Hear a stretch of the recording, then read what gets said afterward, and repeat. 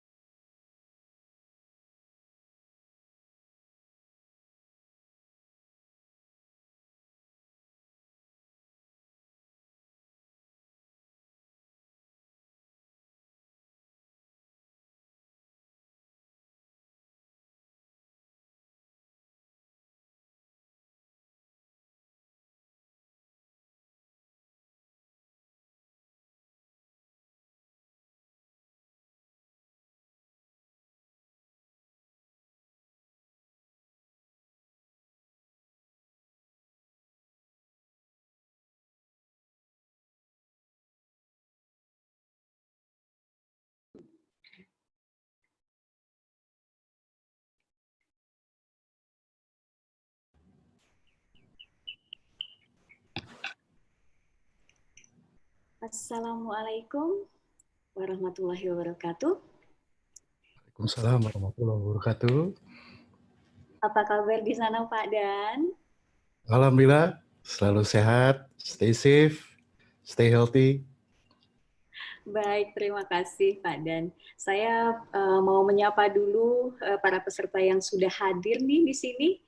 Sudah ada 132 peserta yang sudah bergabung di webinar series hari ini. Ini adalah webinar series pertama yang diselenggarakan oleh Fakultas Hukum Unpad.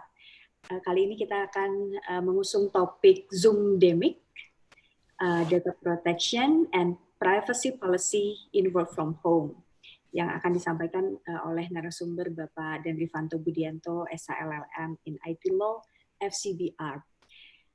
Pertama-tama saya akan terlebih dahulu menyampaikan kembali yang sebetulnya sudah disampaikan tata tertib dalam webinar ini, yaitu sebagai berikut. Mode suara dan video untuk semua peserta ini dalam keadaan tidak aktif, dan ini sudah pula dilakukan oleh rekan-rekan dari Live Unpad dan tim IT dari Unpad yang mendukung acara ini. Kemudian narasumber kita akan memaparkan materinya, lalu setiap 30 menit saya akan membacakan pertanyaan dari peserta yang diajukan melalui chat box dalam aplikasi Zoom ini. Kemudian pertanyaan ini mohon izin akan saya pilih selaku moderator dengan memperhatikan keseimbangan audiens yang menyampaikan pertanyaan. Kemudian peserta diharapkan sudah mempersiapkan pertanyaan sebelum sesi 30 menitnya berakhir, karena di setiap 30 menit saya akan membacakan pertanyaan. Lalu peserta juga akan mendapatkan sertifikat dalam bentuk PDF tentunya, tidak dalam bentuk kertas yang akan dikirimkan ke masing-masing, melainkan dalam bentuk PDF akan di-emailkan kepada para peserta oleh panitia setelah acara berakhir. Dan ada satu hal penting di sini, apabila peserta keluar dari laman sesi Zoom ini lebih dari 15 menit, maka dianggap bahwa peserta tidak hadir. Meeting room akan ditutup setelah acara berlangsung selama 20 menit. Webinar series pagi ini juga di-streamingkan ya melalui streaming YouTube Unpad.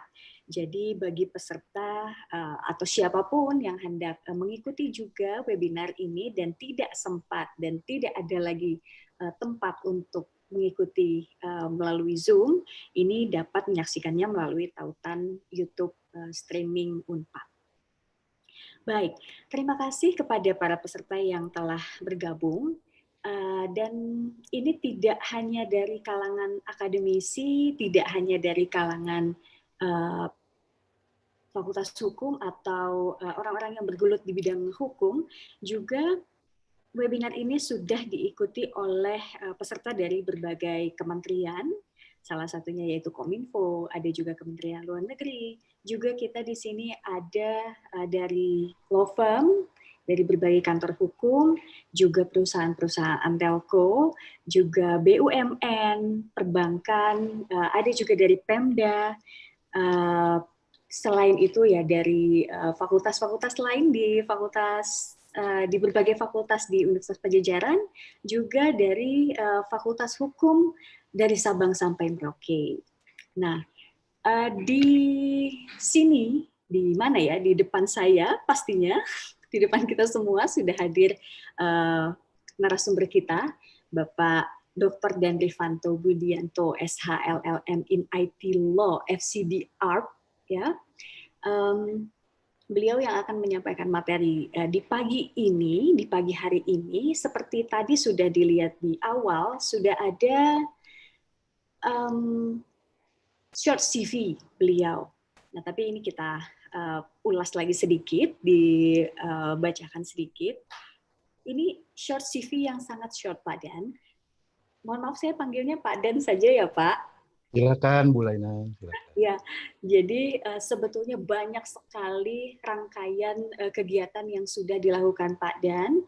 Ini dari sebagai pakar, akademisi, dan praktisi dalam hukum teknologi informasi yang sudah dirintis oleh beliau sejak tahun 1999.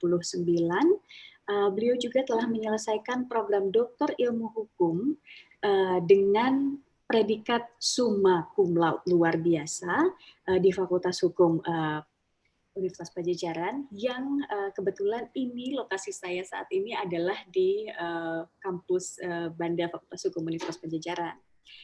Kemudian juga beliau sempat mendapatkan beasiswa dari Fulbright. Wah, luar biasa. Ini sedikit sekali orang yang mendapatkan beasiswa dari Fulbright, Aminef dan USAID, untuk memperoleh Master of Laws in Information Technology and Privacy Law, LLM in IT Law, di tidak sembarangan di Amerika Serikat. Juga beliau pernah bekerja sebagai ahli hukum di Marcus & Partner Law Firm di Jakarta, dan juga kalau mungkin ada yang bertanya apa itu FCBR, ya, itu adalah kependekan dari Fellow Chartered Bunny Arbitrator. Jadi beliau juga adalah arbitrator.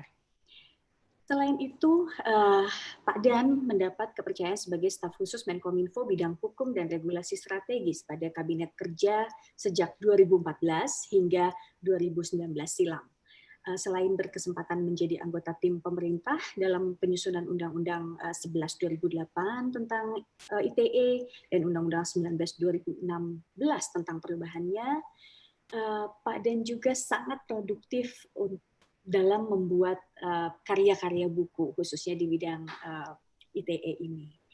Selain itu juga, selain membuat, juga sering membagikan kepada semua orang dan kepada mahasiswa. Oke, itu saya tambahkan dari sini loh Pak Dan.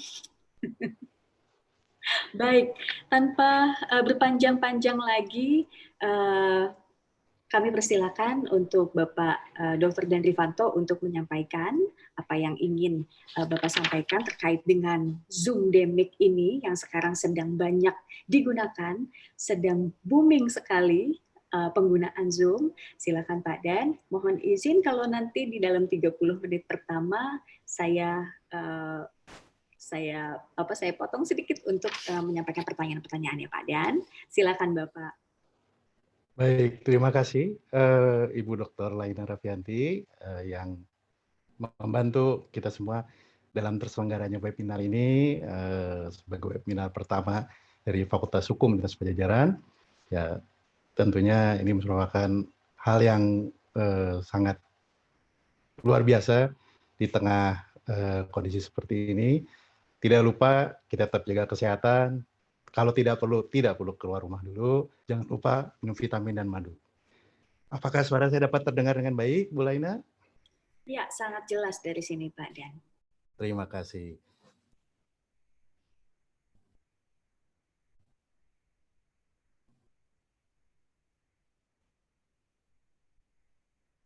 Baik, Bapak Ibu sekalian, selamat siang. Assalamualaikum warahmatullahi wabarakatuh. Salam sejahtera buat kita semua.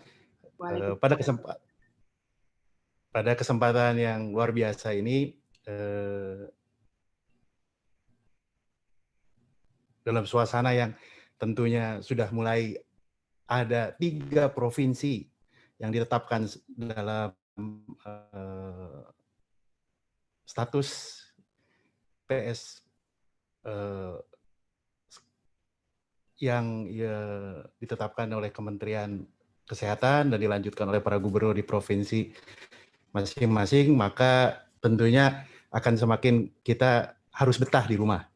Nah, oleh sebab itu Bapak Ibu sekalian, dalam materi hari ini saya nyatakan bahwa tidak ada keterkaitan apapun, afiliasi apapun maupun dukungan komersial apapun dari Zoom Video Communication Incorporation atau institusi lain yang terkait yang memiliki juga program yang serupa.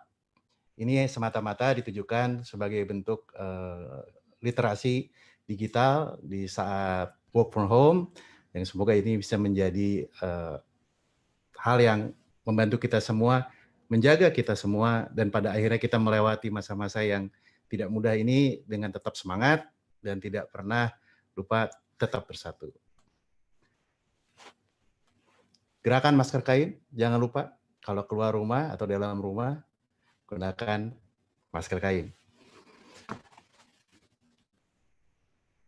Ini beberapa referensi yang bisa digunakan, dan kalau memerlukan e-book-nya, kalau dulu mungkin e-book aneh, harus cari ke toko buku, sekarang semua mintanya e-book, karena suasananya memang suasana yang serba digital. Ini jika diperlukan bisa menghubungi kepada moderator atau ke Fakultas Hukum Unpad untuk mendapatkan electronic book-nya. Zoomdemic yang ada karena pandemik virus corona. Betapa luar biasanya dari teman-teman mahasiswa juga yang tadinya senang gitu ya, tapi karena mesti online ya jadi repot juga Bapak Ibu sekalian, teman-teman semua. Betapa apa sih yang disebut dengan work from home begitu? Karakter apa yang sebenarnya kita harus lakukan pada saat kita work from home? Dan sebagaimana yang kita juga pahami, begitu kita bicara work from home, yang terpikir oleh kita bukan Skype, tapi Zoom. Kenapa? Karena Zoom ini memiliki karakter yang saya bisa pahami sebagai go-to application. Artinya begitu dia dengan sangat mudah diinstal di dalam laptop kita, di dalam komputer kita, ataupun di dalam HP kita, maka dia sudah masuk ke dalam wilayah disruption. Sesuatu yang tadinya bersifat menguasai market, katakanlah brand-brand tertentu seperti Skype, sekarang orang kalau ditanya Skype, apaan sih Skype? Adanya Zoom. Oh ya udah kita pakai Zoom saja. Nah inilah yang disebut the new normal. Istilah ini, terminologi ini sekarang dipergunakan begitu sangat kuat untuk kita menyiapkan diri pada saat nanti kita rebound lagi, pada saat kondisi sudah membaik dari virus corona atau pandemi corona di seluruh dunia global, kita harus siap. Apa yang disebut new normal? Istilah ini istilah apa sebenarnya? Istilah ini dipergunakan sebetulnya oleh teman-teman psikologi, yaitu kondisi di mana kita yang tadinya dianggap tidak normal atau tidak biasa, kemudian menjadi keseharian, menjadi daily activity. Contoh paling mudah adalah ini. Di negara yang kita cintai, di negara plus 62, kalau kata teman-teman netizen gitu ya, kan kita betul-betul sekarang sangat bersyukur 5 tahun yang lalu kita memiliki apa yang disebut transportasi online. Bisa kita bayangkan 2 bulan terakhir kalau atau kita 1-2 bulan ke depan semuanya ibaratnya PSBB, apa yang kita bisa lakukan?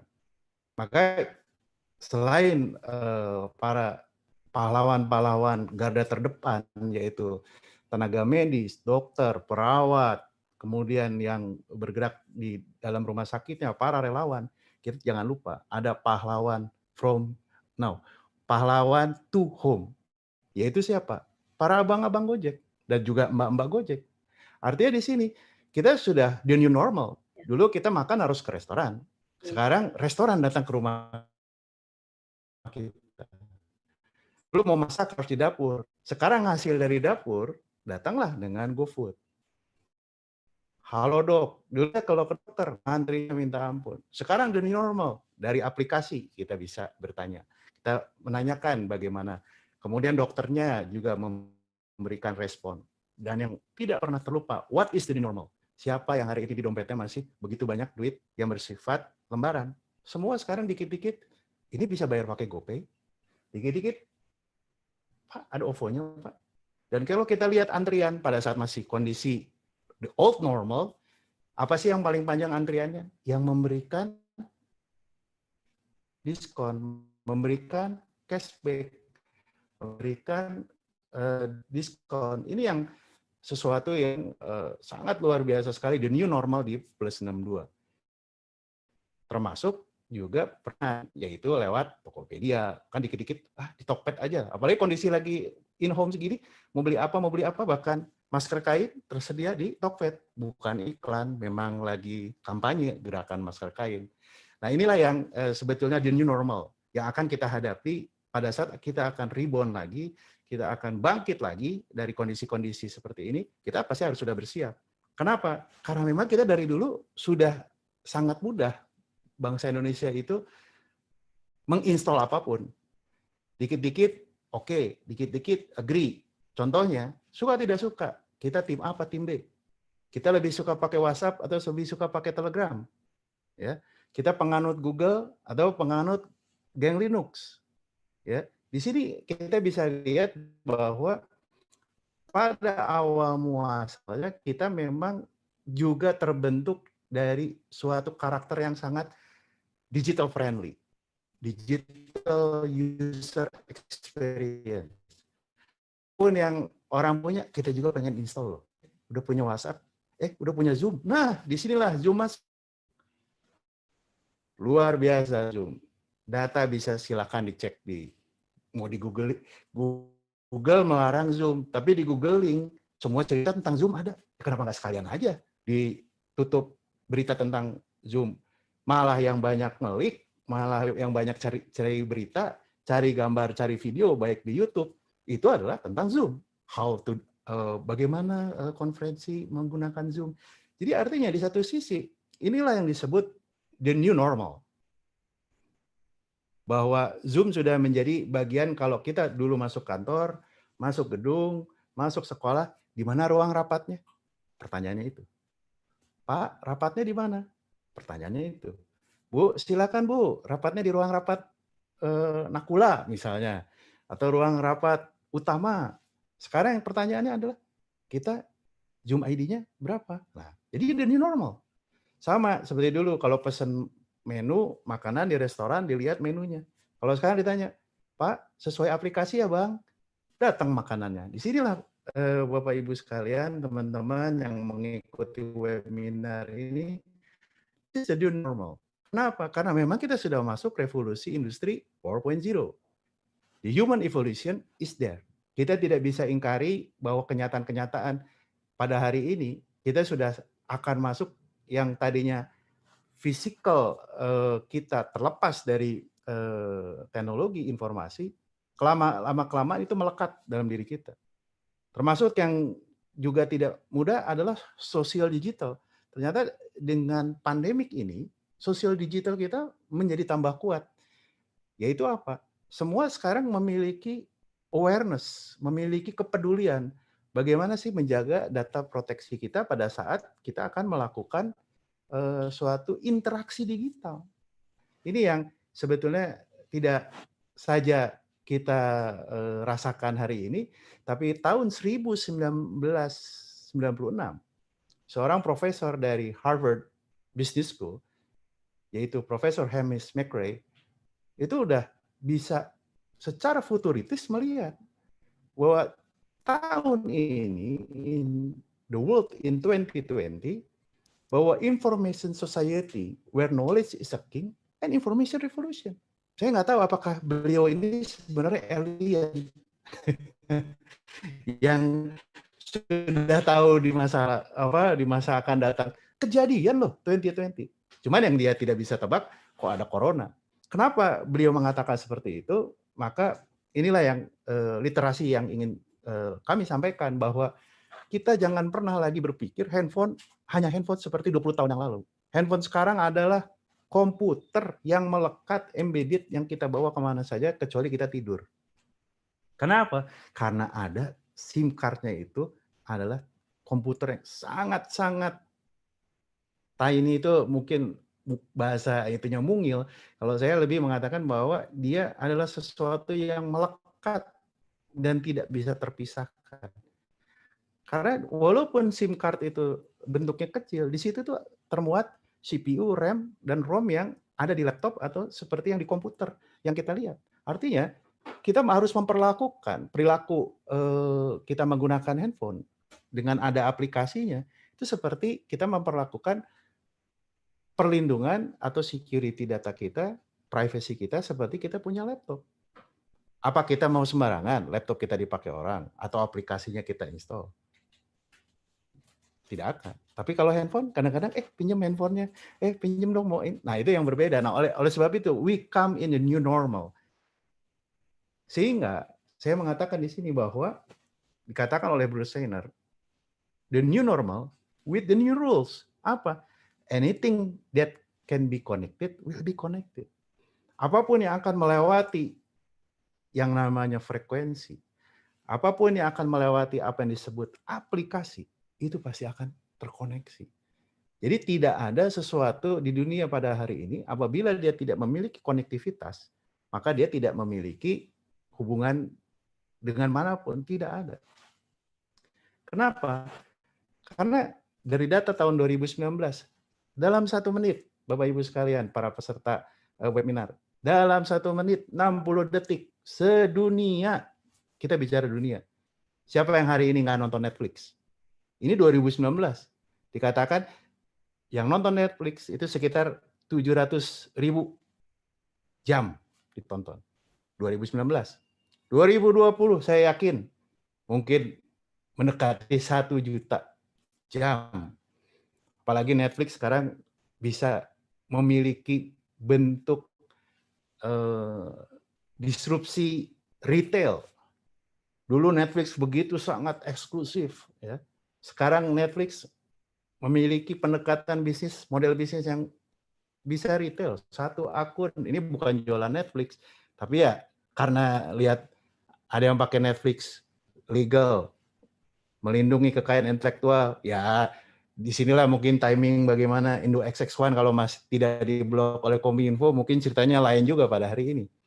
Siapa yang tidak nonton YouTube pada hari ini? 1 jam, 60 detik saja, 60 detik saja, sedunia. 4,5 juta orang nonton YouTube. Instagram, wah ini saya yakin. 2020, bulan Februari, bulan Maret menjelang April, pasti lebih besar daripada ini. Artinya kita harus sadar, begitu kita masuk di dalam the connection world, the world without border, begitu kita memiliki handphone yang mempunyai kemampuan aplikasi, maka sejatinya, seperti yang dikatakan oleh beliau, siapa lagi kalau bukan Mark Zuckerberg, bahwa kecepatan itu menjadi kata kunci. Kalau tidak ada yang tidak bisa dikatakan cepat, kalau tidak ada yang, mohon maaf, breaking stuff. Breaking stuff itu apa? Ada hal-hal yang ya mungkin kesenggol, ya mungkin tidak diikuti atau belum diikuti. Seperti contoh, kita bicara transportasi online di 2015 awal. Ya kalau kita bicara ketentuan yang ada, regulasi yang ada, ya tentunya saat itu belum ada regulasi yang mensupport itu. Belum ada suatu kebijakan yang bisa menjadi dasar. Tapi kebutuhan masyarakat pada saat itu nyata. Kenapa? Begitu banyaknya kendaraan bermotor, khususnya motor, yang dimiliki oleh warga Indonesia, terutama di kota-kota besar. Sehingga kecepatan dari kenyataan disrupsi seperti itu tidak bisa diingkari. Nah, Bu Lena, saya tanya dulu apakah udah ada pertanyaan atau saya bisa lanjut masuk? Iya, kebetulan ini Pak Dan. Sudah ada 1 pertanyaan yang masuk. Boleh langsung ya Pak Dan? Silakan, silakan. Ini dari Agung Prasetyo Wibowo dari Universitas Dinamika. Siang Pak, sepertinya meski sudah Selamat siang, Pak Agus. Meski sudah beralih new normal ini, sepertinya masih banyak yang belum care dengan keamanan datanya sendiri. Apakah pengamanan seperti menggunakan 2FA, Two Factor Authentication, harus digalakkan? 2FA dan privacy ini apakah saling terkait? Terima kasih. Terima kasih pertanyaannya, Mas Agus. Stay safe, stay healthy. Pertanyaannya ini cocok banget nih kalau buat jadi judul skripsi atau judul tesis. Karena apa? Nanti kita akan melihat kenapa data itu menjadi penting. Dalam bagian berikutnya, saya ingin lebih membuka pemahaman kita bahwa handphone kita itu bukan lagi kita bicara alat elektronik atau perangkat elektronik semata. Dia adalah the whole new world. Sesuatu yang merupakan dunia diri kita sendiri. Sehingga kalau kita bicara autentifikasi, kalau kita bicara security, itu sebenarnya dari 20 tahun yang lalu teman-teman security cyber itu sudah membentuk ekosistem security, terutama kalau guru saya untuk cyber security yaitu Dr. Budi Raharjo dari ITB dan Dr. Dimitri Mahayana itu udah semenjak 20 tahun yang lalu tuh sudah mencoba awareness, tapi memang masih bersifat kepada ekosistem industrinya. Misalnya apa? Kerahasiaan bank, di mana bank harus menjaga kerahasiaan nasabahnya. Industri-industri strategis, transportasi, perminyakan, energi, perbankan.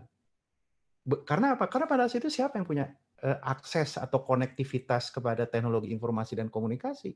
Ya korporasi atau perusahaan yang memiliki kemampuan secara finansial maupun teknologi. Jadi saat itu ya bisa dikatakan high tech, tiga high, yaitu high tech,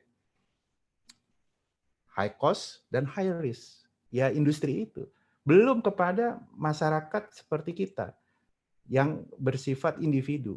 Tapi seiring tadi evolusi yang terjadi dan juga kemampuan kenyataan pasar yang luar biasa dan juga infrastruktur yang semakin merata di seluruh dunia, khususnya juga di Indonesia, orang itu mulai menggunakan handphone yang tidak saja sebagai alat komunikasi, tapi handphone sebagai teknologi informasi.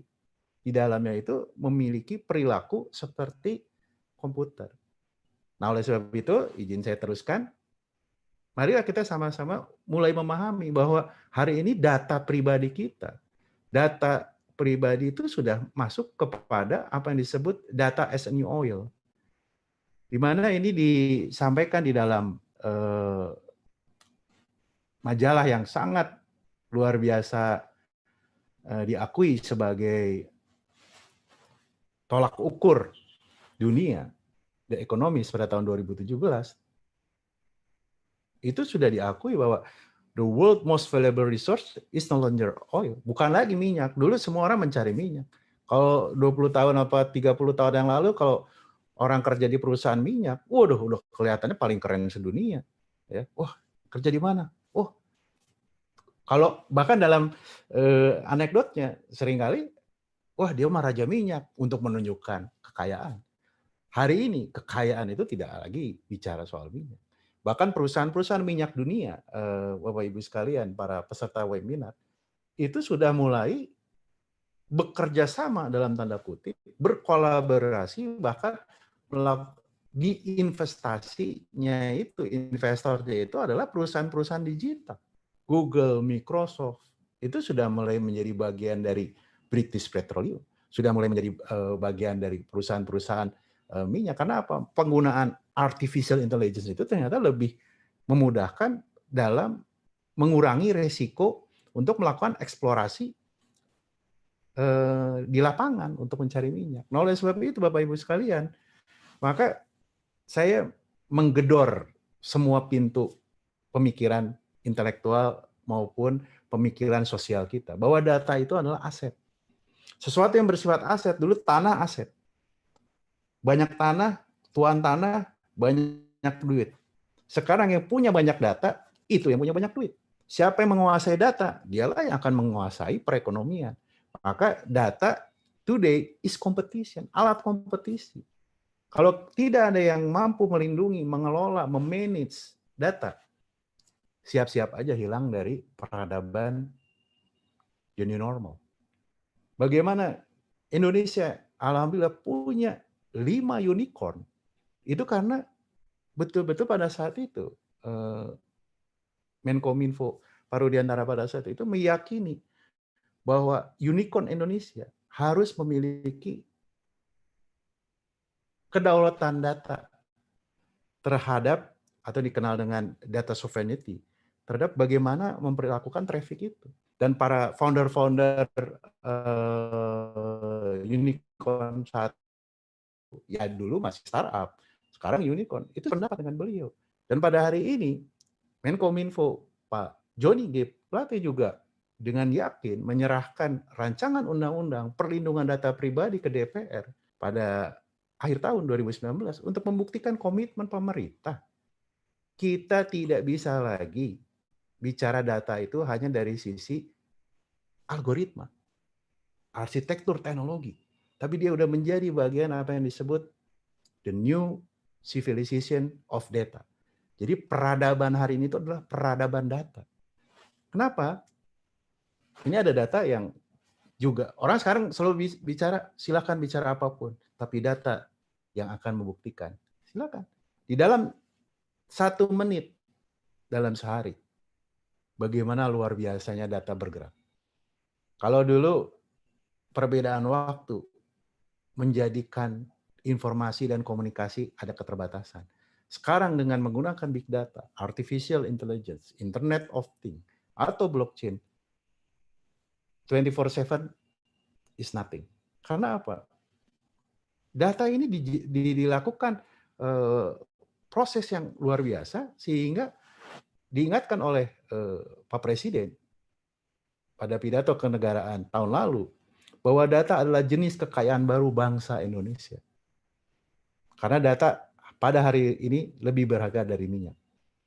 Oleh sebab itu, kedaulatan data harus diwujudkan. Maka dalam webinar pada hari ini, walaupun kita semua work from home, school from home, arisan from home, sekarang ada namanya Zoom Risan, Zoom yang digunakan untuk arisan. The power of emak-emak. Saya kalau udah the power of emak-emak, itu tidak akan ada yang bisa ibaratnya melawan. Artinya, kita harus sadar, ada 3 sekurang-kurangnya yang harus kita pahami apa sih data. Karena apa? Ini bukan soal teknologi, ini soal peradaban. Sama seperti pada saat kita punya handphone. Kita nggak semata-mata tahu handphone itu memiliki aplikasi operating systemnya. Tapi kita juga paham bahwa handphone ini untuk apa. Nah, data ini saya sampaikan, ini memiliki karakter-karakternya. Ada yang disebut data sukarela, ya. Jadi hanya untuk pendaftaran. Kan ini tuh hebatnya Zoom dalam tanda kutip. Kenapa user aktifnya itu bisa sampai 200 jutaan? Itu karena memang disebutnya to go application. Orang makan di restoran, cari parkir dulu, cari mejanya dulu, ditanya menunya apa, dimasak dulu, nanti tunggu antrian diantar, dan baru makan. Tapi begitu kita pakai, mohon maaf, bahasa gampang, drive-thru, pesannya apa, langsung disiapkan.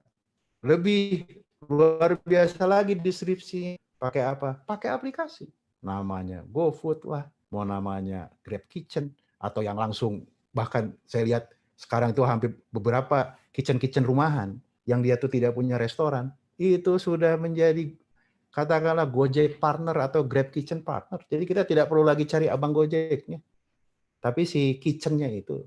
Jadi artinya apa? Sudah terjadi perubahan.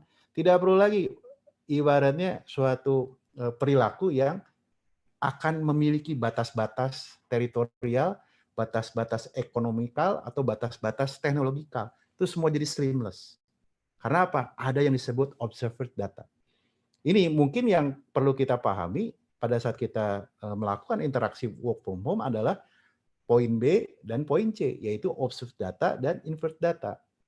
Karena pada dasarnya penggunaan aplikasi itu yang bisa dimonetasi itu adalah yang B dan C. Jadi sepanjang yang A itu kita yakini benar dan detail, selesai. Karena begitu dia aplikasi itu berada di dalam handphone kita, itu berbeda dengan pada saat aplikasi berada pada laptop atau komputer. Tapi karena telepon kita itu sudah di dalamnya ada yang tadi saya katakan di awal-awal, yaitu SIM card, itu adalah komputer itu sendiri, maka itu harus kita perhatikan. Nah, Padan masih the ada. new normal itu, ya, oke, masih, ya, saya lanjutkan. Jadi begitu kita bicara data, kita tidak akan bisa melepaskan diri apa yang disebut ekonomi digital.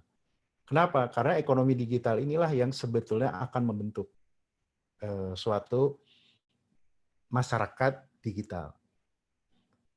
Dulu saya percaya masyarakat digital dulu, baru ekonomi digital. Ternyata hari ini di Indonesia itu terbantahkan. Kalau kita tidak ada ekonomi digital dengan luar biasanya, bisa pesan sayur pakai GoSend. Sekarang kita mau masak tidak harus tunggu tukang sayur, tapi tukang sayurnya nanti yang bisa menggunakan aplikasi karena dia juga merangkap katakanlah driver ojol bisa datang. Maka saya lebih percaya bahwa the new normal itu karena dibentuk oleh ekonomi digitalnya. Dan itu terbukti, proven di Indonesia. Berbagi ekonomi atau economic sharing itu adalah sokoguru ekonomi kerakyatan di Indonesia. Semua membawa alat produksinya masing-masing. Yang punya dapur tidak perlu lagi punya restoran, nyewa gedung atau nyewa rumah, nyewa lapak. Yang bisa nganterin, ya dia punya motor sendiri. Apakah perusahaan ojol memiliki mobil, memiliki motornya, punya bengkelnya, atau punya SPBU khusus? Ini tidak ada. Itulah yang disebut ekonomi kerakyatan Indonesia. Itulah fakta kenapa Indonesia hari ini bisa tetap memiliki kekuatan dan ketahanan ekonomi karena pahlawan-pahlawan ekonomi kita itu. Dan mereka pula yang ibaratnya merubah the new normal, ya, khususnya trust sharing. Saya masih ingat waktu saya kecil, kalau sekolah SD dianterin dari rumah pakai beca. Bapak saya pasti tahu banget, ini tukang beca, mang beca ini rumah di mana, anaknya di mana, kalau lebaran mesti dikirimin apa, karena adanya trust. Sekarang siapa yang diantar sama beca? Semua diantar sama ojol. Kalau nggak Grab, diantar pakai Gojek. Artinya pada saat anak sekolah tingkat SD sekalipun ada trust sharing antara orang tua, driver, ekosistem masyarakat digital yang tahu, ini ada GPS-nya. Ini udah sampai apa belum? Ada foto abangnya. Kita tahu perjalanannya. Trust sharing. Jadi kalau dulu ibaratnya di depan sekolah itu antrian beca, sekarang antrian abang ojol. Karena udah pasti kapan datang dan pulang. Artinya di sini trust sharing itu memberikan suatu hal yang membentuk the new normal. Kita belanja di Tokped, belanja di Bukalapak, belanja di Shopee atau Lazada atau apapun yang bersifat marketplace, emang bisa kita pegang barangnya? Emang bisa kita coba dulu barangnya? Apa bisa kita nyalain dulu barangnya? Bahkan salah satu YouTuber terkenal otomotif beli Alphard di marketplace. Walaupun second ya, tapi kan itu menunjukkan trust sharing. Sehingga begitu sudah berbagi ekonomi jalan, berbagi kepercayaan jalan, saya yakin bangsa Indonesia tahun 2024, tahun 2030, dan tahun 2045 sebagai tahun emas Indonesia, kita itu akan menjadi sangat luar biasa karena kita yakin intellectual sharing. Dulu siapa sih yang mau belajar aplikasi? Itu sekolahnya tidak mudah. Sekarang semua pintar otak-atik aplikasi. Bahkan anak baru lahir aja udah berinteraksi dengan aplikasi. Belum sadar hak perlindungan privasinya sama orang tuanya udah langsung dibikin Instagram, kalau perlu dibuatkan akun YouTube. Luar biasa. The new normal. Oleh sebab itu, Bapak Ibu sekalian, saudara-saudara para peserta webinar yang saya hormati, silahkan dilihat bagaimana the new normal untuk ekonomi digital dunia itu luar biasa. Tapi maaf, kemajuan teknologi itu tidak semata-mata bisa direspon secara teknologi, tapi legal system yang harus merespon. Ini dikatakan langsung oleh salah satu filsuf terkait hukum dan teknologi. Nah, oleh sebab itu, saya di sini memberikan suatu pemahaman bahwa secara convergence itu nggak bisa lagi dipisahkan. Yang paham teknologi harus paham hukum. Yang akan mengatur hukum harus tahu masalah ekonomi. Yang mengatur soal sosial juga harus paham teknologi maupun hukum ya. Dan itu terkonvergensi. Bukan lagi hal-hal yang terkait dengan segmentasi sektoral, tidak ada. Itu udah the old normal. The new normal kita akan menggunakan pendekatan konvergensi. Yang berikutnya adalah kenapa kita setelah tahu apa yang disebut dan paham dan peduli tentang data as a new oil, maka gimana cara kita melindunginya? Apa yang kita bisa lakukan? Karena tidak ada yang tidak bisa kita lakukan. Yang ada kita belum tahu. Nah, oleh sebab itu, maka disinilah peran pemerintah yang wajib melindungi seluruh rakyat Indonesia di virtual world. Karena kita tidak lagi di cyber world. Kita tidak lagi di internet atau katakanlah electronic world. Kita adalah virtual world. Apa itu virtual world? Nanti kita akan bahas bersama. Sebagai komitmen pemerintah dalam hari ini negara Republik Indonesia melindungi warga negaranya di ruang virtual, maka Indonesia telah memiliki rejim cyber law-nya, yaitu yang tahun 2008 dan tahun 2016. Di mana kedua undang-undang tersebut memiliki konseptual hukum yang dikenal dengan virtual jurisdiction. Dulu kalau kita bicara jurisdiction, kita hanya bicara national jurisdiction, melekat kepada kewarganegaraan. Atau territorial jurisdiction, melekat kepada batas-batas wilayah. Makanya peta menjadi penting pada masa itu. Namun pada hari ini kita tidak lagi bisa melihat sesederhana itu. Kita sekarang masuk ke dalam apa yang disebut konvergensi penerapan asas kaidah dan lembaga, termasuk proses terhadap pemanfaatan teknologi informasi. Kenapa? Karena subjek hukumnya sudah subjek hukum virtual. Perbuatan hukumnya juga perbuatan hukum virtual. Pada saat kita melakukan webinar ini, kita melakukan perbuatan hukum virtual. Pada saat kita memasukkan ID, memasukkan password Zoom, kita melakukan perbuatan hukum virtual. Karena apa? Kita begitu nama kita masuk tertulis di sini, kita jadi subjek hukum virtual. Dan akibat hukumnya juga virtual dan faktual. Satu yang terlihat melewati data, melewati aplikasi Zoom. Satu lagi ya pada saat Bapak Ibu sekalian, saudara-saudara berada di rumah masing-masing atau di kantor. Nah inilah Bapak Ibu sekalian, maka apabila kita bicara perlindungan data, sebetulnya hanya dua saja. Apa? Yaitu konteks dan konten. Selalu perhatikan, pada saat kita bicara data itu, dia punya konteksnya sebelum bicara kontennya. Sesuatu yang bersifat konten, isi dari data, pada saat konteks tertentu, mungkin dia tidak menjadi penting untuk dilindungi. Malah dia memiliki cara untuk diketahui. Contoh sederhana, pada saat kita bicara DNA, kalau kita dalam bicara konteksnya kedokteran, itu sesuatu yang sangat tidak sederhana, sangat rumit. Tapi begitu kita bicara DNA dalam konteks artificial intelligence, itu kontennya bisa dipakai jualan. Artinya pada saat ini kita sering tidak mengetahui bagaimana sih suatu informasi itu dapat diperoleh, yang dikenal dengan information gathering. Kita selalu tidak sadar informasi begitu mudah kita berikan. Dan seringkali memang tidak ada standar testing. Standar testing itu bahasa sederhananya governance-nya. Tidak ada tata kelolanya. Tidak ada bagaimana sih permintaan data. Dan berikutnya, akan sampai pada satu titik yang tadi saya katakan the new normal, itu adalah apa? Behavior modification. Bahwa contohnya kita lebih percaya apa yang ada di handphone kita, apa yang ada di aplikasi kita, dibandingkan apa yang kita lihat sendiri.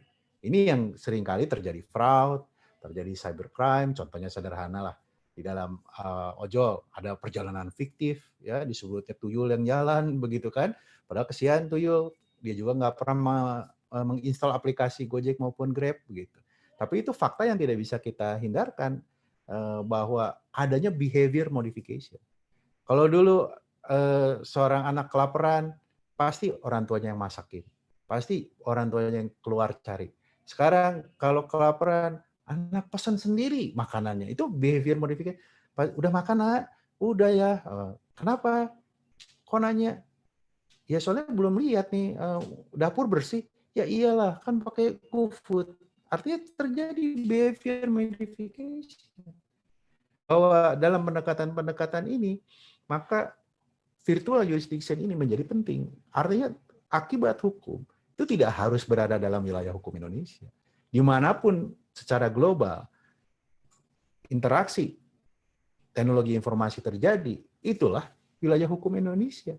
Karena apa? Karena negara lain juga menerapkan yang sama. Di Uni Eropa seperti itu, di Amerika seperti itu, di Cina nggak usah ditanya lagi, kemampuan yang luar biasa dalam menerapkan virtual jurisdiction-nya, bahkan aplikasi di luar negara Cina aja mereka bisa terapkan virtual jurisdiction secara ketat. Ini adalah suatu fakta. Artinya ini bukan masalah teknologi, Bapak Ibu sekalian.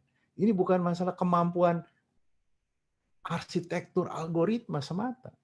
Ini adalah berubahnya alam pikir kita, state of mind kita. Kita harus lebih peduli, lebih nyaman dengan kita tidak bisa lagi lepas dari interaksi aplikasi.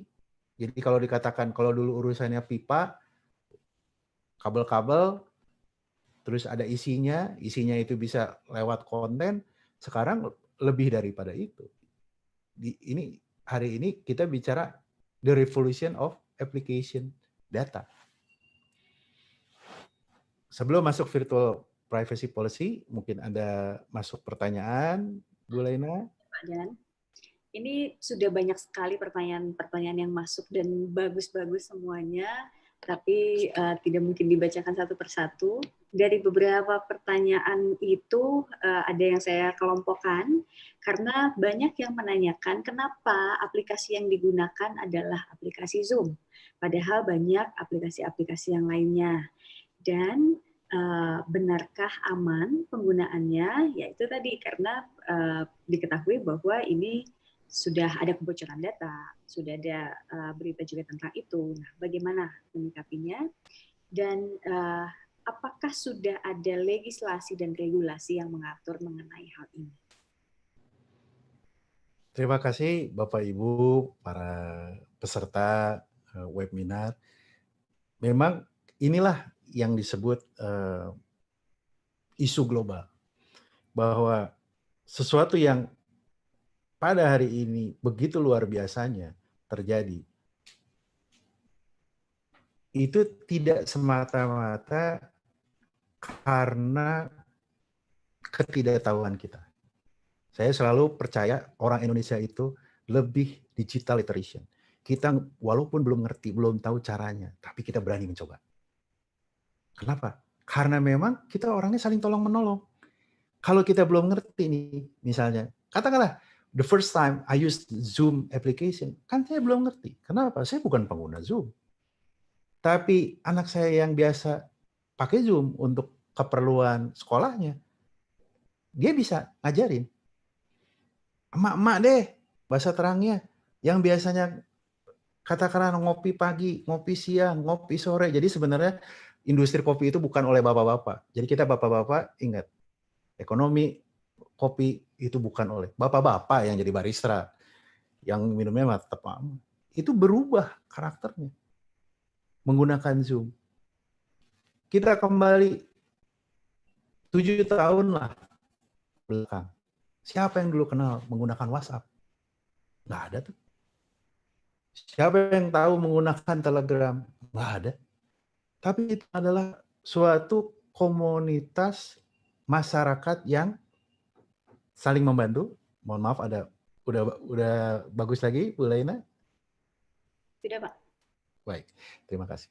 Biasa tidak stabilnya infrastruktur kualitas internet. Jadi saya lanjutkan lagi bahwa saya yakin Zoom bisa sampai 200 juta users, at least 50% atau 40% itu dari Indonesia. Kenapa? Karena kita orang yang senang mencoba dan kalau sudah nyaman tidak akan berpindah ke lain hati. Contohnya apa? Once upon a time, Ada yang namanya BlackBerry Messenger, BBM. Itu kan luar biasa. Pengguna BlackBerry Messenger, pengguna perangkat BlackBerry, nomor satunya itu bukan negara produksinya itu kan, atau tetangganya Amerika. Bukan. Nomor satu pengguna BBM terbesar pada saat itu, terbanyak di dunia, itu India. Kita nomor dua.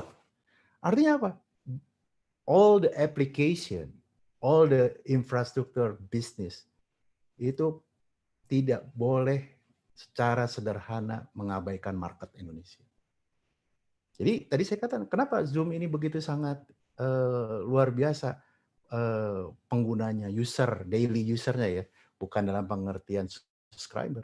Itu karena orang Indonesia itu begitu ada aplikasi yang sifatnya GoTo, artinya GoTo itu apa?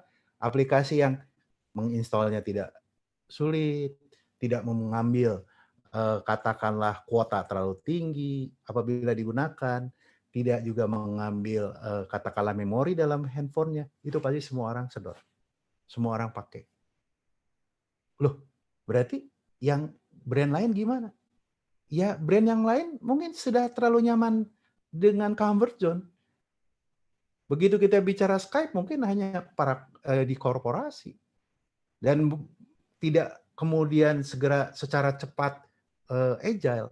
Bagi saya yang bahasa terangnya, para pesaing-pesaing atau existing application untuk video conferencing itu sudah terlalu nyaman dengan pelanggan-pelanggan korporasi. Sehingga dia berada dalam suatu box yang dia tidak mau keluar. Begitu ada pandemi, begitu ada kebutuhan orang untuk tetap berinteraksi secara virtual, Zoom datang dengan no box. Artinya apa? Orang berpikir kalau video conference itu harus daftar ini, daftar. Dia datang dengan mudah saja sehingga menjadikan kondisi itu tidak bisa disaingi oleh siapapun. The winner takes all. Itu adalah prinsip the new normal. Ya, kemudian di Amerika, di negaranya di mana Zoom berada, kemudian ada katakanlah gugatan hukum lah, larangan, atau katakanlah bentuk peringatan, atau katakanlah ya sama saja. Kalau kita bicara kenapa kita tidak lagi menggunakan BlackBerry Messenger, karena dia sudah in the box. Kalau bahasa gampang, in the box itu ya sudah rojiun lah. Dia tidak mau berubah, tidak mau melihat kenyataan. Zoom kalau tidak berubah privacy policy-nya, apabila tidak merubah perilaku data protection usernya, dan dia kehilangan kepercayaannya, berarti Zoom masuk inbox. Artinya apa? Siap-siap rojiun juga. Kenapa? The king today itu bukan investor. Investor datang dan pergi. Tapi siapa yang sebenarnya akan membentuk suatu platform yang akan digunakan? Itu adalah para users-nya. Makanya saya yakin unicorn di Indonesia itu bukan bubble. Kenapa? Karena interaksi ekonomikalnya itu dijaga oleh para usernya dan pasarnya di Indonesia. Perputaran uangnya itu di Indonesia. Walaupun ada digital currency, dia digital currency-nya itu tidak bersifat bubble. Karena apa? Kembali lagi di ekonomi kerakyatan yang tadi saya katakan sebagai economic sharing. Makanya nanti keseimbangan ini akan datang, equilibriumnya akan datang.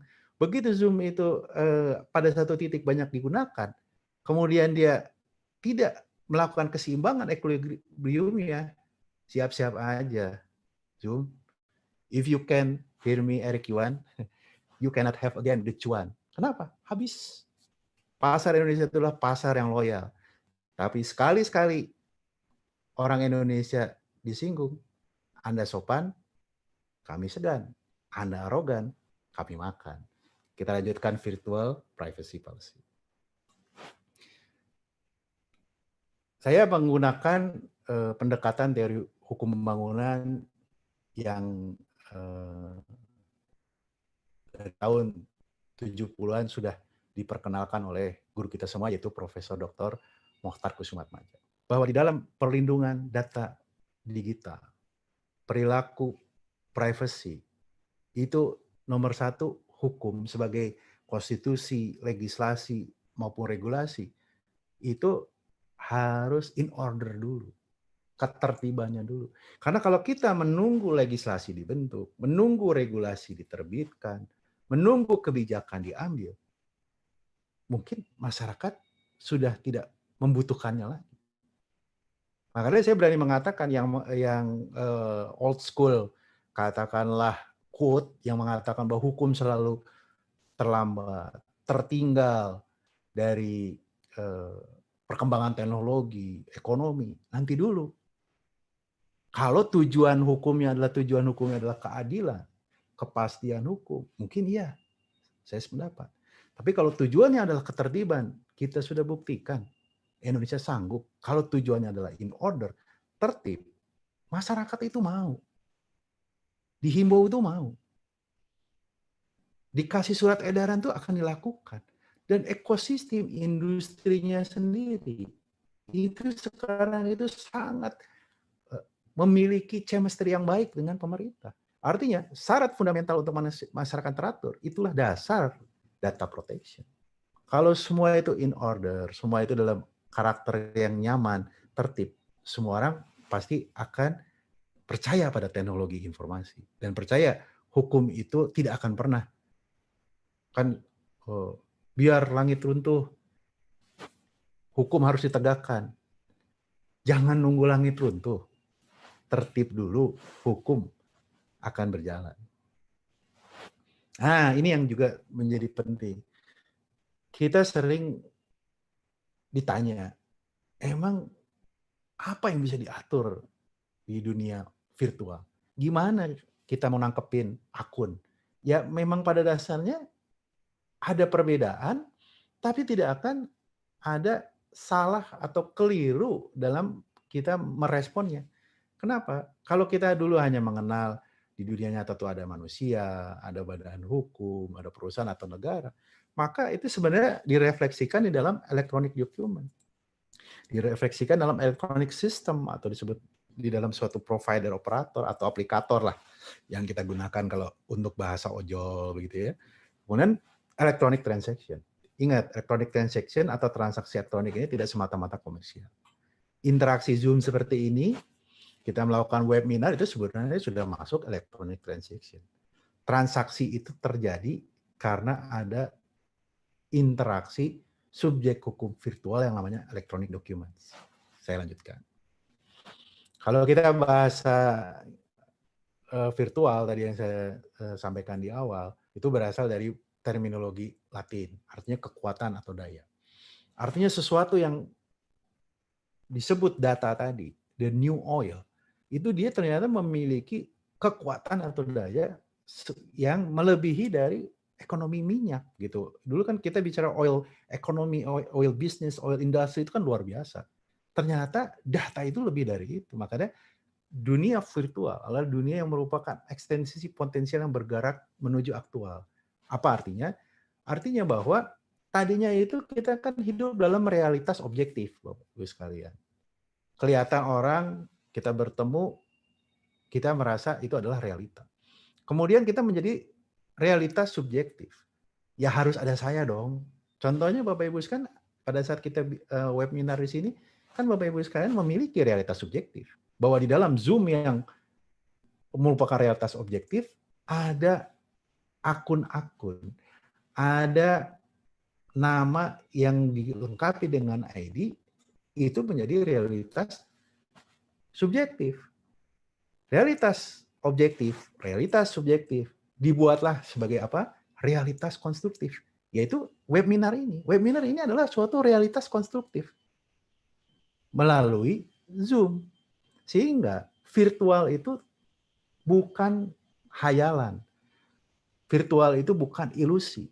Virtual itu terbentuk dari realitas objektif, realitas subjektif, dan realitas konstruktif. Sehingga pada akhirnya dibentuklah suatu pemahaman virtual privacy. Jadi pada saat Bapak Ibu sekalian berinteraksi di dunia virtual, maka sebenarnya apa sih yang akan dilindungi? Nilai-nilai kemanusiaan. Itulah privacy. Bahwa kita itu manusia. Manusia mempunyai nilai-nilai yang harus dijaga dan ditingkatkan. Kemudian meningkatkan hubungan antara individu dan masyarakat. Kalau kita bicara school from home, work from home, discussion from home, nongkrong from home nih anak-anak milenial. Jadi kalau dulu nongkrongnya di kafe, sekarang di kamarnya masing-masing dengan video conferencing ya pastinya pada pakai Zoom gitu ya. Mereka berinteraksi. Mereka tidak kehilangan kehidupannya. Kan yang paling sulit itu kenapa orang datang ke psikiater, kenapa datang orang ke psikolog, kenapa orang datang ke dukun. Kenapa? Karena kehilangan kehidupannya. Bahwa saya itu ada di mana. Tapi begitu ada virtual privacy ini, hubungan antara individu dan masyarakat itu akan tetap terjaga apabila hak privasinya juga dilindungi. Contohnya, kenapa Zoom menggunakan hosting? Bisa meng-unmute atau mematikan audio.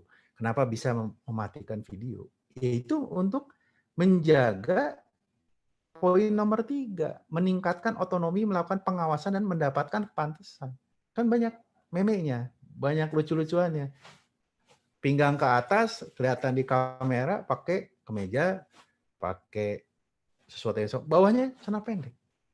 Kalau misalnya tidak ada peningkatan perlakuan pengawasan kepantasan, itu bisa menjadi intrusion of privacy, pelanggaran dari privacy. Tiba-tiba anak-anak bisa langsung masuk. Contohnya sederhana, virtual privacy YouTube. 1 tahun terakhir, YouTube itu sudah membuat suatu aturan yang sifatnya SWA regulation. Bahwa ini ada konten anak-anak atau tidak. Begitu ada, tidak. Setahun terakhir, penegakan kekayaan intelektual di YouTube luar biasa. Begitu ada karya-karya kekayaan intelektual milik orang lain yang dilanggar, langsung dihidap. Artinya apa? Sekelas YouTube bisa lebih berkuasa daripada regulator-regulator atau penegak hukum terkait kekayaan intelektual. Karena apa? Karena disitulah virtual privacy muncul. Artinya ini mendorong para pemilik kekayaan intelektual untuk yakin, oh saya di secara virtual ini saya tetap terlindungi. Ya. Kemudian yang keempat, meningkatkan toleransi dan menjauhkan dari perlakuan diskriminasi serta membatasi kekuasaan pemerintah dunia virtual. Artinya apa? Kan kita bicara proses dan lembaga. Itulah. Pemerintah itu tidak bisa tiap hari melakukan ronda virtual. Kembali toleransi dan menghindari diskriminasi itu adalah dari masyarakat virtual, dari kita semua. Sehingga bisa saja pemerintah melakukan katakanlah masa terang ya, terhadap hoax atau terhadap aplikasi tertentu tidak masyarakatnya di lockdown, si aplikasinya diblokir. Waduh, bahaya sekali. Karena pendekatan-pendekatan seperti itu pendekatan yang tidak menumbuhkan demokrasi virtual. Jadi begitu pemerintah memberikan awareness di dunia virtual, ya kita tidak berharap terjadi represi yang sifatnya virtual. Nah, oleh sebab itu, Bapak Ibu sekalian, para peserta webinar yang selalu sehat dan selalu semangat, maka kita masuk ke dalam apa yang disebut virtual privacy platform. Jadi kalau sudah masuknya ke aplikasi, kita masuknya katakanlah bahasa gampang lah, Gojek, aplikasi Gojek, aplikasi Tokopedia, aplikasi Zoom, aplikasi OVO. Ada 2 hal yang mengunci privacy, yaitu siapa yang akan mengkontrol, mengendalikan informasi, dan siapa yang mengakses informasi. Karena kita sebagai user, bisa jadi kita itu hanya mengakses saja, tapi kita tidak bisa mengendalikannya. Karena sesuatu yang bersifat mengendalikan, itu harus ada dalam suatu proses yang sifatnya terlihat di layar. Sesuatu yang terjadi di layar itu kan tidak tahu kita di balik itu semua. Big datanya itu kita tidak tahu. Karena mengakses belum tentu sanggup memodifikasi. Tapi kalau orang udah suatu pihak sudah bisa mengendalikan, dia mengakses, dia melakukan modifikasi, mengubah arsitekturnya, merubah algoritmanya, nah disitulah privacy menjadi tidak sederhana. Oleh sebab itu, maka apa yang kita bicara adalah virtual governance-nya. Kalau dulu moral hazard itu terletak dalam perilaku yang akan kita bertatap muka, maka moral hazard dalam virtual itu lebih mengerikan. Karena apa? Hanya yang tahu algoritmanya, yang tahu arsitekturnya. Sehingga disinilah kalau kita bicara karakter bangsa Indonesia, itu adalah karakter yang sebetulnya sangat memiliki keinginan untuk menjaga peradaban. Kita ibaratnya bukan tipikal yang jahil. Kita tuh bukan bangsa ngeprank. Kita tuh bangsa yang ibaratnya rakyat yang ingin saling membantu, saling menolong. Ya. Nggak kenal aja kita berani bertanya. Nggak kenal aja kita berani membantu. Contohnya apa? Ya pada saat di jalan, kita kan bisa bertanya kepada siapa saja. Tapi begitu sekarang kita punya email, Google Map, begitu kita punya GPS, tiba-tiba kita nggak mau nanya lagi. Sehingga pernah kejadian orang ngikutin Google Map malah nyungsep di sawah. Karena dia percaya bahwa dengan Google Map. Coba kalau dia tanya tukang cendol, mungkin sampai tujuannya.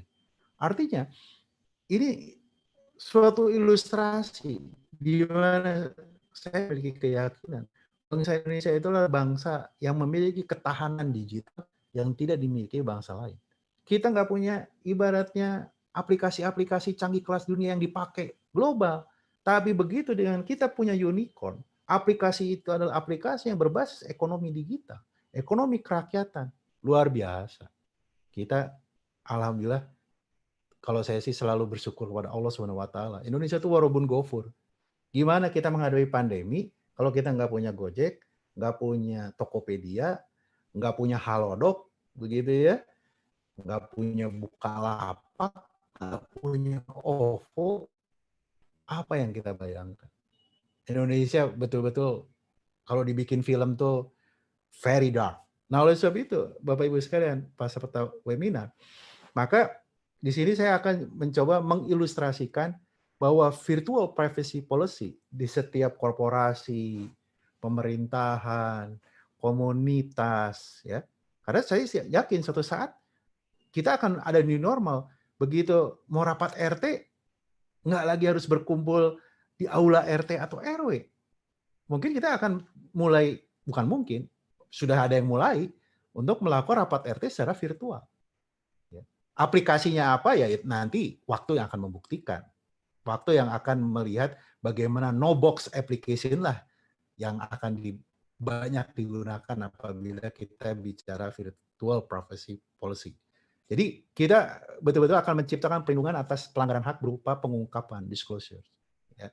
Artinya sesuatu yang tidak boleh diungkapkan, misalnya korporasi menggunakan aplikasi terbuka seperti Zoom atau Skype yang tidak tertutup, ya harus punya SOP-nya suatu korporasi, suatu lembaga pendidikan. Pada saat virtual meeting, virtual katakanlah sidang skripsi atau sidang disertasi virtual, apa saja yang boleh diungkapkan, apa saja yang bersifat tidak boleh diungkapkan dalam bentuk lisan maupun penayangan di atas layar tersebut. Itu akan ada the new normal. Sesuai aplikasi itu seperti apa. Kemudian kita harus juga mengetahui publikasi. Artinya apa? Tidak boleh merekam. Tidak boleh ibaratnya secara sadar kita harus jangan direkam. Apabila diperlukan maka dapat melalui link ini. Sehingga proses-proses ini akan membentuk karakter bangsa Indonesia yang memang the new normal in virtual now. Begitu. Sehingga gangguan-gangguan terhadap pribadi maupun identitas, baik itu korporasi maupun dalam lembaga edukasi maupun masyarakat pada umumnya itu terlindungi. Ini yang sebenarnya berbeda apabila kita bicara privacy dalam pengertian privacy right yang diawali di Amerika itu lebih kepada manusianya. Kalau sekarang saya lebih percaya virtual privacy policy itu tidak lagi kepada manusianya, tapi terhadap ekosistemnya. Oleh sebab itu Bapak Ibu sekalian, maka saya masuk kepada bahasan yang lebih teknis secara hukum. Mohon maaf kepada Bapak Ibu para peserta webinar, ini lebih teknis hukum karena memang pada saat perlu dibuktikan di pengadilan, pada saat melakukan penegakan hukumnya, dan pada saat katakanlah secara intelektual kita sama-sama akan mengembangkan pemahaman, maka kita akan masuk kepada pendekatan-pendekatan teoritis. Bahwa yurisdiksi virtual ini merupakan suatu yurisdiksi yang di dalamnya ada subjek hukum virtual. Yaitu yang tadi saya katakan manusia, badan hukum, perusahaan, korporasi, lembaga, komunitas, begitu ya. Di mana subjek hukum virtual ini seringkali kita tidak menyadari bahwa ada orang yang punya lebih dari satu subjek hukum virtual. Kan anak-anak zaman sekarang selalu bilang, first account Instagramnya mana? Second account Instagramnya mana? Ya mencontoh nenek moyangnya dulu yang punya KTP lebih dari satu. Artinya ini suatu fakta bahwa jurisdiksi virtual ini tidak bisa lagi kita anggap sebagai tataran teori. Ini suatu fakta. Ini ilustrasi yang saya coba sampaikan untuk kita lebih memahami bahwa kita itu sebenarnya subjek hukum virtual. Karena kita adalah subjek hukum virtual, maka berlakulah yurisdiksi virtual. Contohnya, walaupun hanya 1, 2, 3, 4, 5 huruf, no more. Kalau bahasa Inggris number, NUMBER, 6 huruf. Itu subjek hukum virtualnya bisa berbagai macam. Bahkan yang tidak saya tulis di sini sekalipun, yang tadi, itu bagi saya, begitu dia masuk suatu aplikasi, begitu dia melakukan komunikasi, begitu dia melakukan apa yang disebut interaksi, transaksi elektronik, dia sudah menjadi subjek hukum virtual. Jadi kita begitu bahasa terang tadi, saya di awal mengatakan SIM card itu subjek hukum virtual kita. Wah Pak, SIM cardnya saya buang aja Pak kalau gitu. Saya akan menggunakan elektronik SIM. Loh, emang elektronik SIM itu bukan suatu bentuk akun. Bukan suatu tetap saja sepanjang dia berada dalam basis data, dalam data center, ya dia masuk ke dalam wilayah subjek hukum virtual. Kita kemana-mana ngantongin flash disk, kemana-mana bawa external hard disk katakanlah. Atau kita nggak bawa apa-apa, kita semua taruh di cloud. Ya. Semua aplikasi di handphone selalu menawarkan cloud data. Ya tetap saja, itu akan menjadi subjek hukum virtual. Wah Pak, kan nggak akan bisa diakses. Ya siapa bilang nggak ada yang bisa diakses. Sekali lagi Bapak Ibu sekalian, para peserta webinar yang saya hormati, sesuatu yang tidak terlihat di layar, itu bukan berarti tidak kita tak ada di belakangnya. Handphone kita matikan, emang aplikasinya berhenti? Emang tidak ada interaksi komunikasi?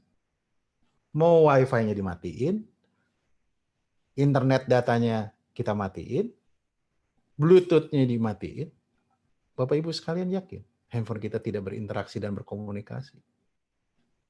Tidak ada yang tahu. Itulah fakta bahwa pada saat kita melakukan interaksi yang disebut transaksi elektronik di dalam dunia virtual, kita harus sadar.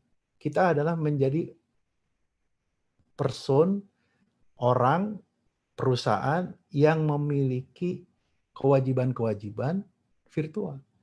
Agar hak-hak virtual kita juga dapat dipenuhi. Kan perlindungan data itu kan hak secara virtual. Nah, oleh sebab itu Bapak Ibu sekalian, di dalam pendekatan ini maka ada beberapa hal yang secara cepat saya sampaikan, bahwa di dalam Undang-Undang ITE 2008 yang disebut subjek hukum virtual itu adalah keseluruhan yang Bapak Ibu sekalian bisa baca di sini. Artinya apa yang tadi saya katakan? Apapun itu, begitu dia masuk aplikasi elektronik, aplikasi di dalam suatu komunikasi elektronik, ya istilahnya itu elektronik dalam undang-undang, subjek hukum virtual. Berlaku pada dirinya hak virtual dan kewajiban virtual. Yang penegakannya bisa penegakan secara virtual maupun faktual atau aktual. Apakah kalau kita ngeblokir suatu akun atau katakanlah suatu platform, aplikasi diblokir, kemudian pelaku orangnya yang mempunyai aplikasi atau katakanlah yang punya akun Instagramnya atau YouTube-nya itu tidak bisa kita kejar, tetap bisa dikejar, Bapak Ibu sekalian. Penyelenggara sistem elektronik artinya yang menjadi intermediator, katakanlah bank, internet service provider, kampus, ya, yang juga sebagai penyelenggara sistem elektronik untuk mahasiswanya atau untuk masyarakat yang berinteraksi. Untuk misalnya nanti kan ini dekat-dekat lagi kan udah mau masuk penerimaan atau seleksi calon-calon mahasiswa. Itu kampus itu, universitas, sekolah tinggi atau apapun itu sudah menjadi penyelenggara sistem elektronik. Kita harus berhati-hati. Terapkan tata kelola virtualnya. Sehingga orang semua sadar untuk tahu. Karena karena kalau Indonesia itu bisa dibalik. Apa yang dibalik? Kita ngelakuin aja dulu. Tahu mah nomor 2. Setelah dilakuin berhasil, oh akhirnya saya tahu. Oh gini toh. Oh kalau gini mah dari dulu juga tahu. Iya dari dulu tahu, tapi berani nyoba. Itulah hebatnya orang Indonesia. Kita tidak pernah takut gagal. Karena kegagalan itu loh bagian dari suatu, bukan kesuksesan, sesuatu yang membuat kita tambah ngerti. Ini aplikasi itu gimana caranya. Kalaupun kita nge-crash, kita berani install ulang. Coba. Artinya Indonesia ini punya semangat yang luar biasa. Pokoknya negara plus 62. Walaupun gofur. Nah, ini Bapak Ibu sekalian. Ini mohon perkenan waktu Bapak Ibu sekalian, para peserta webinar. Kita tidak pernah sadar. Pada saat kita membuka suatu aplikasi, pada saat kita berinteraksi virtual, berkomunikasi, bahkan kita cuman searching saja sekalipun di mesin pencari, ya, misalnya Google atau misalnya ya semua rata-rata menggunakan Google, maka itu sebenarnya kita sudah melakukan perbuatan hukum. Jadi tidak ada interaksi virtual yang bukan perbuatan hukum, karena semuanya adalah transaksi elektronik. Karena transaksi elektronik itu adalah suatu interaksi, sebetulnya bahasanya secara mudah, elektronik, antara subjek hukum elektronik. Contohnya pada saat kita melakukan webinar ini, pada saat Bapak Ibu sekalian masuk, itu menjadi subjek hukum virtual. Bapak Ibu sekalian berinteraksi, mendengarkan, atau melihat video ini, telah terjadi perbuatan hukum virtual juga. Karena apa? Masing-masing subjek hukum virtual berinteraksi dalam transaksi elektronik, yaitu webinar. Terjadi suatu bentuk hal yang memiliki hak dan kewajiban. Komputer, jaringan komputer, kita sudah tahu. Nah, ilustrasi media elektronik artinya apapun. Suatu saat ibaratnya media elektroniknya itu tidak lagi handphone, tidak lagi katakanlah tablet, tapi sesuatu yang diimplan di dalam tubuh kita, itu juga tetap media elektronik. Makanya kita bicara bahwa hari ini tidak saja kita bicara digital, tapi kita bicara juga suatu saat akan masuk kepada, bukan suatu saat, sekarang sudah masuk tapi memang belum masif, yaitu yang disebut revolusi industri 4.0. Big data, Internet of Things, cryptocurrency, blockchain, ya. Ini yang saya yakin bangsa Indonesia siap. Kenapa? Karena kita sudah cukup mature secara literasi digital lewat proses ekonomi digital. Kalau kita membentuk masyarakat digital dulu, mungkin tidak akan pernah kita sampai pada hari ini. Masyarakat digital Indonesia terbentuk karena adanya ekonomi digital. Oleh sebab itu, dalam buku saya yang terakhir, saya memperkenalkan konsep-konsep teoritis tentunya. Ya, ada beberapa yang sudah dibuktikan secara praktis dan eksekutorial dalam bentuk legislasi dan regulasi, tapi ada juga contohnya Cyber Law 4.0 yaitu Lex Cryptographica. Ini masih dalam tataran teori di Indonesia. Di negara-negara lain ini sudah dijalankan yang disebut Lex Cryptographica. Hukum yang mengatur blockchain, hukum yang mengatur cryptocurrency, hukum yang mengatur Internet of Things, big data itu sudah siap. Tapi bukan berarti undang-undang kita tidak sanggup. Karena apa? Karena undang-undang kita menggunakan rejim yang sangat futuristis, sehingga kita tidak akan pernah terlambat, yaitu apa? Jurisdiksi virtual. Baik, Bapak Ibu sekalian, peserta webinar yang saya hormati, insya Allah apa yang saya sampaikan lebih membuka wawasan kita semua di dalam kita melewati masa pandemi ini, sehingga pada saat kita rebound lagi kepada kondisi yang lebih baik, kita udah tidak mulai lagi dari gigi satu. Kita bisa langsung gaspol kalau kata anak milenial.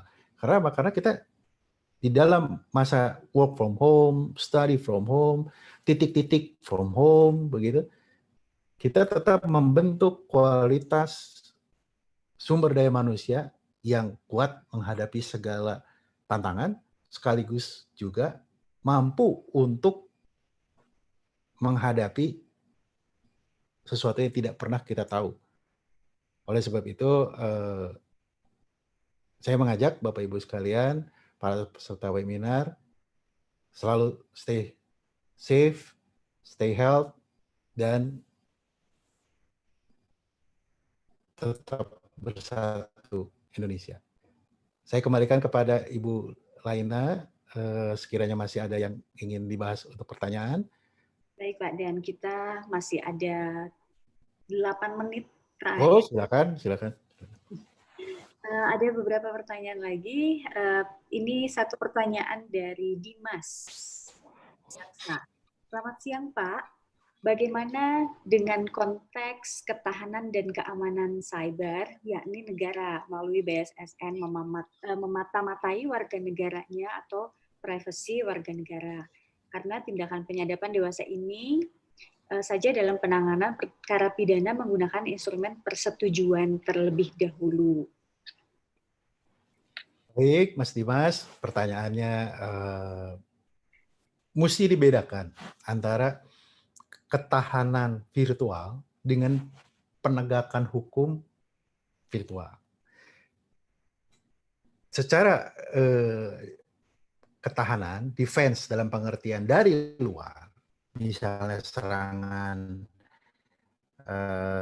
dari virtual dari negara lain atau warga negara lain, subjek hukum virtual lah katakanlah yang bukan Indonesia, memang tugasnya BSSN. Tapi tidak berarti fungsi-fungsi penegakan hukum virtual itu kan luar biasa dilakukan perubahan yang sangat substansial pada tahun 2016. Karena Undang-Undang ITE ada yang 2008, ada yang 2016. Nah, 2016 ini memberikan suatu bentuk tata kelola atau bahasa saya itu hukum acara virtualnya itu lebih kuat lagi. Kenapa? Karena semakin disadari bahwa perlunya perlindungan terhadap warga negara di dalam yurisdiksi virtual itu nggak bisa main-main. Karena yang tadi saya katakan, bisa saja penipuan-penipuan terjadi karena identifikasi yang dicuri. Maaf, identitas yang dicuri. Dulu yang dicuri itu KTP. Ya yang terbaru aja yang kemarin ada kasus SIM swap sehingga masuk kepada aplikasi e-bankingnya disedot semua, ditransfer semua. Ini kan pada dasarnya penegakan hukum yang seperti penegakan hukum virtual tetap kita akan melakukan prosedural atau hukum acaranya itu berbeda dengan apa yang dilakukan BSSN. Apakah warga negara bisa disadap? Tergantung apa yang mau disadapnya. Karena by teknologi itu tidak sesederhana yang kita bayangkan. Kita sering nonton film-film Hollywood.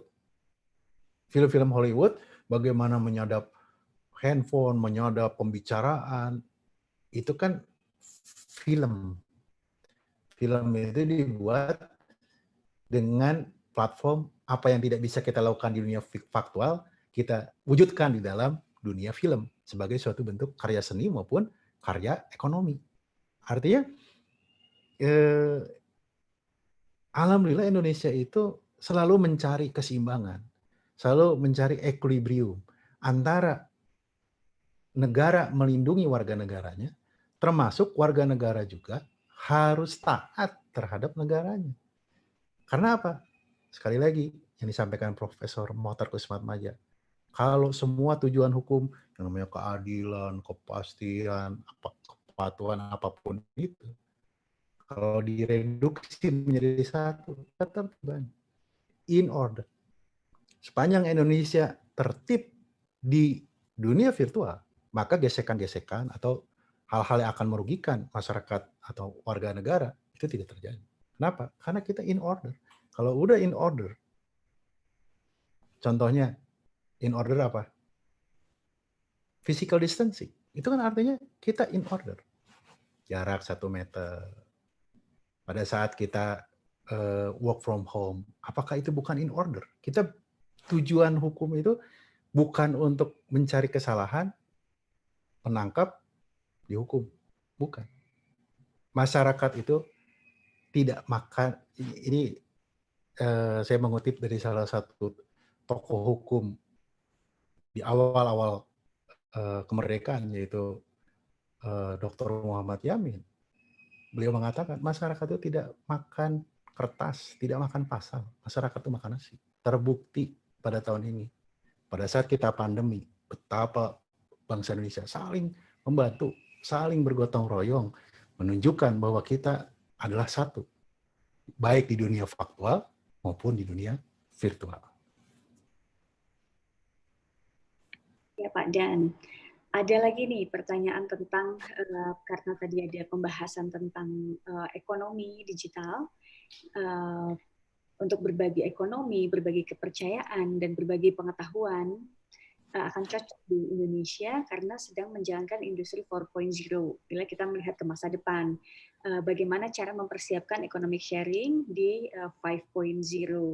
Ini pertanyaan dari Fauzi Andika. Dan ada juga pertanyaan tentang mengenai unicorn yang tadi disebutkan oleh Pak Dan. Apakah mungkin Insan Kreatif Indonesia membuat satu aplikasi serupa Zoom seperti ini, sehingga bisa itu yang digunakan dan tidak data kita yang ada di luar negeri, melainkan ada di kedaulatan Indonesia sendiri, Pak Dan. Baik, Mas Fauzi, 5.0, 6.0, 7.0 itu pada dasarnya satu, manusia tetap untuk manusia.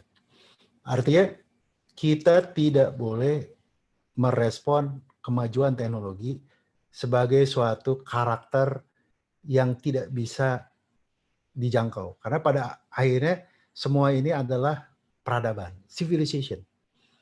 Jadi kalau kita bicara dulu evolusi manusia itu Homo erectus, asalkan berdiri tegak, ya udah manusia. Kalau sekarang kan Homo informaticus, bangun tidur langsung merubah status. Ya, artinya suatu saat nanti, pada saat kita masuk kepada 5.0 atau katakanlah virtualnya itu sudah betul-betul berada di dalam interaksi diri kita.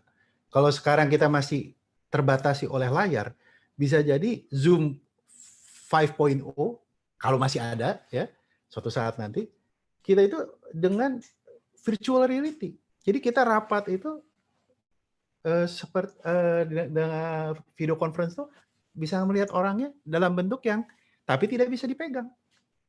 Samalah Bapak Ibu sekalian para peserta webinar.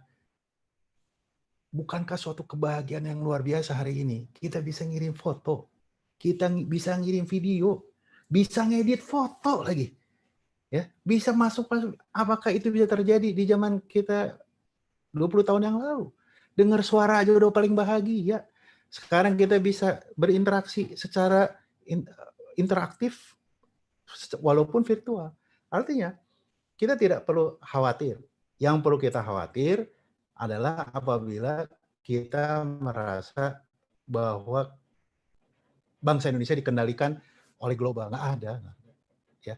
Yang ada itu mereka yang dikendalikan oleh market Indonesia. Kalau kita bilang nggak mau, pemerintah katakanlah dengan kewenangan yang tentunya akan dipergunakan secara bijak, menutup suatu aplikasi, mau apa? Saya masih ingat waktu Telegram begitu sangat egonya, merasa orang Indonesia itu bukan siapa-siapa. Begitu Menkominfo saat itu Pak Rudiantara bilang, saya blokir besok, datang ke Indonesia. TikTok yang sekarang luar biasa, sembarangan sama pemerintah Indonesia, datang TikToknya begitu kita ancam, saya blokir loh. Apa? Dia takut. Pasar Indonesia itu bukan pasar main-main. Pemasang iklan Indonesia juga bukan main-main. Dan kedua, terkait ekonomi kreatif, terkait insan kreatif, yuk sebelum Zoom menjadi raksasa di Indonesia, cepat buat. Karena apa?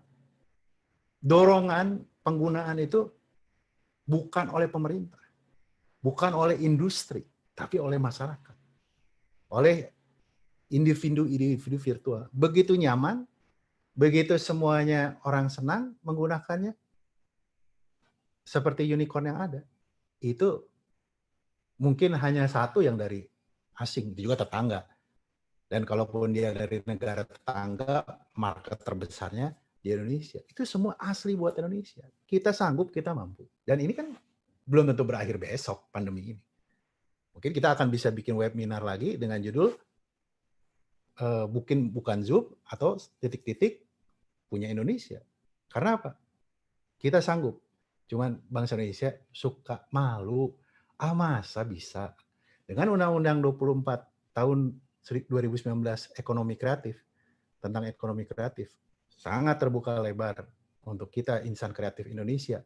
Ayo, kita buat Indonesia lebih hebat, tetap bersatu, dan sehat. Baik Pak, dan 1,5 jam yang sangat singkat ini ya rasanya ya. Terima kasih atas sharing infonya Pak Dan, ini pastinya sangat bermanfaat sekali bagi saya pribadi, juga untuk semua partisipan webinar yang ada dan sudah mengikuti kegiatan ini dari awal hingga akhirnya.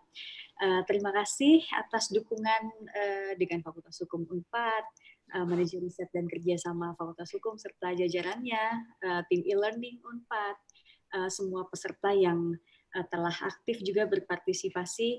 Mohon maaf jika tidak dapat semua pertanyaan tersampaikan, tidak dapat diakomodasi karena keterbatasan waktu, dan mohon maaf atas segala kekurangan dan keterbatasan. Untuk sertifikat atau hal-hal lain, silakan dapat ditanyakan kepada panitia setelah webinar ini selesai. Sampai bertemu pada webinar series yang berikutnya.